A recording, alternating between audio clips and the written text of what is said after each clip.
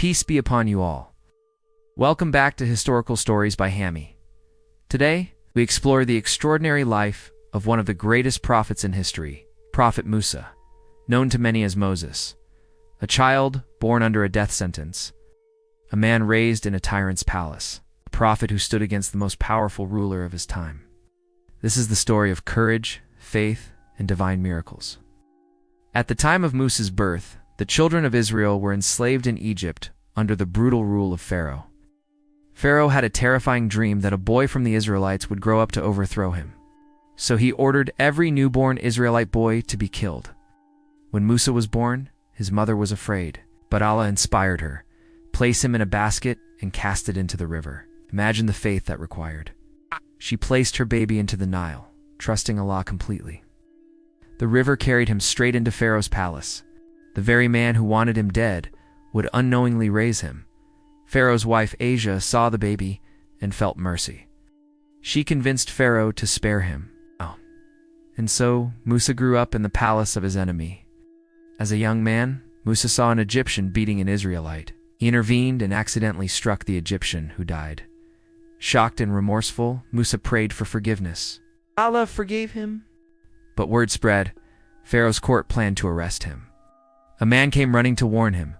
Leave the city. They're plotting against you. Musa fled Egypt, alone, afraid, and uncertain. He traveled to Madian, where he helped two women water their flock. Their father later offered him shelter, and Musa married one of the daughters. For years he lived in peace, until the day everything changed. On his journey back to Egypt, Musa saw a fire on Mount Tur. When he approached it, Allah spoke to him. He was chosen as a prophet, was given miracles. His staff would turn into a serpent. His hand would shine with light. He was commanded to return to Pharaoh and deliver a message. Let the children of Israel go. Worship Allah alone.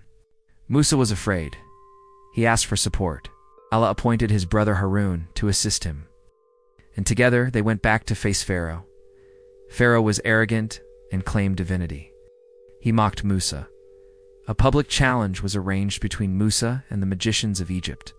The magicians cast their ropes, and it appeared as if they were moving like snakes. Then Musa threw his staff. It became a massive serpent and swallowed their illusions. The magicians immediately believed. They knew this was no magic, it was truth. Pharaoh was furious. Plagues struck Egypt. Water turned to blood, locusts, frogs, drought. Yet Pharaoh refused to change. Finally, Allah commanded Musa to lead his people out of Egypt at night. Pharaoh and his army chased them. They reached the Red Sea. Behind them, an army.